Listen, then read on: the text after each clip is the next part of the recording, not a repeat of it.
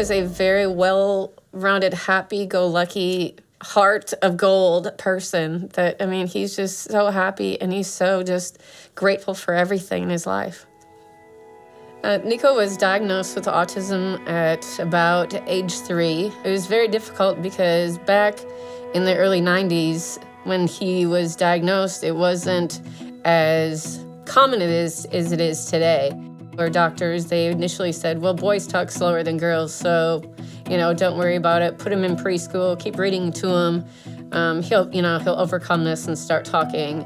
But as time went on, that was very difficult for Niko to even mum the words mom, which is so, such an easy word. And, most kids say that, right away.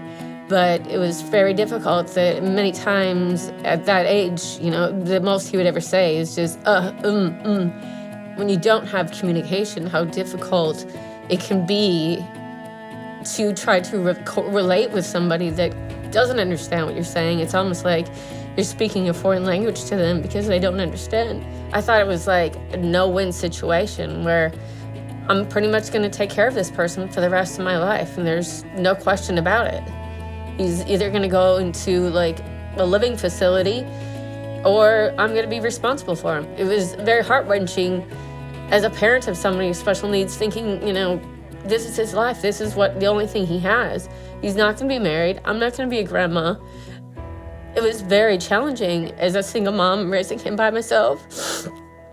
I was always unsure if I was doing the right thing or not doing enough or to give him the proper life that I wanted to give him. Well, I've always told Tricia how proud I was of her for pushing Niko, getting him into speech classes, getting him involved in things like soccer, anything that got him out to be socialized. But sometimes she just wanted to give up, and I kept telling her, no, pat yourself on the back. Niko's doing fine. I've always said to every person that I've came across in his life, whether it's IEP meetings or teachers that said, no, he can't go into that classroom because, he's nonverbal. He needs to be, in a classroom with other nonverbal people. I always just said, he's on his own journey and he's going to show that he can do this. He will do it.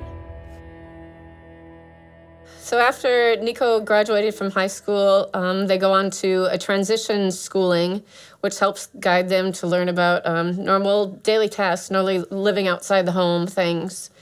And he attended that for 4 years, and he really enjoyed that. I mean, I think he really learned about different job skills or tasks that he didn't really normally know what those things were, and he really took it upon himself to do those things at home, whether it was like walking the dog or taking the garbage out or sometimes doing laundry, successfully or not, but he did it. And, then once he was done with transition schooling, he went on to this pilot program, and he worked with Leah. Lifeworks new employment pilot was created to help people explore careers and decide what they like and don't like, develop skills, and then be independently employed in the community. And he really blossomed learning everything that was taught in those, I think it was 10 months that he was there. Niko and I were together on the very first day of doing this career exploration, and we had to find out how to talk to one another and how to find out what Niko wanted to do for work. So we did that through a career vision board where Niko put someone working out at the gym. It was through conversations of what he did on the weekend, and he went to the gym all the time with his mom. And so one day we decided to walk to the YMCA in the Skyways in downtown St. Paul, and we got lost, and Niko found his way back, and that's how he helped shape the program and helped us understand that navigation is such a huge part of becoming independent to get to work. Lifeworks really helped Niko achieve his goals, just pushing him to go outside of himself, not just focusing in on the things that they know he's good at, but stretching the boundaries, seeing, other things that maybe he wouldn't normally be interested, but see if maybe that could or maybe interest him, which that was one thing I liked about the program, because, they always ask me, what do you think Niko wants to do as a job? And I'm like, I have no idea. I couldn't tell you. I couldn't answer that for you. And this really like showed that he could like do things that he didn't normally think he could do 8 months ago. He had been volunteering at the Downtown Y for I think about a year, and he just kind of did what he does there. He just comes to our YMCA 3 times a week, and he cleans our fitness equipment.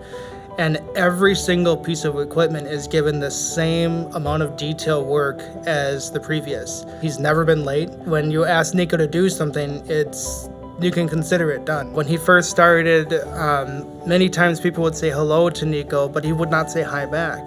And after being there for a couple of months, now people say hello and he's saying hi back. He's gotten to know some of my crew a little bit. And it took about a month for him to open up. Walking down the hallway, you can say, hi, Niko, and he says it right back. And how are you doing, Niko? And he'll say, great, or good, or fine. And it's just amazing to see that the transition from being a little nervous but not giving up and really blossoming in the YMCA.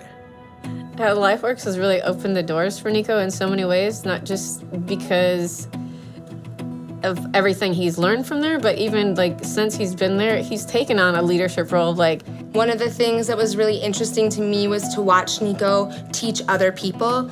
Showing people the Skyways, showing people like how to use your badge. He spent a lot of time helping people learn how to use the computer after he himself learned new systems on it.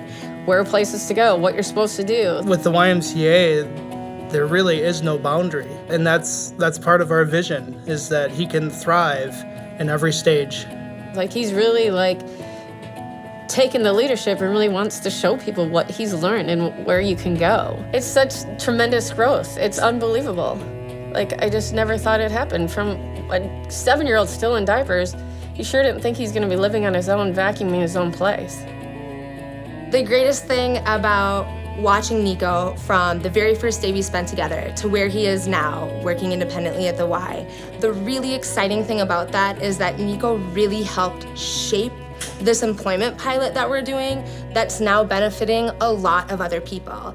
And it was because of lessons that we were able to learn together.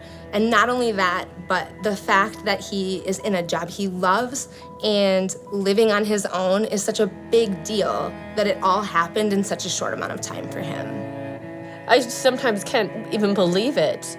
This little boy that I couldn't get him out of his Halloween costume even in the middle of March, wearing Power Ranger t-shirt every day to today, living on his own, showing that, you know, a disability is more of, not a disability, but showing me the ability that he has. As a young child, when he'd sit at the table, he'd put a box of cereal in front of him so he didn't have to look at the person across from him. And now he's a role model for people. It's just, it blows your mind that he's come this far. He's a really great person, and he's really deserving of this award for all the hard work that he put into it, because it was him. It was him showing us how to help other people, just like him, become independent. So this is huge. The future is endless. I see it as endless. It's an open book.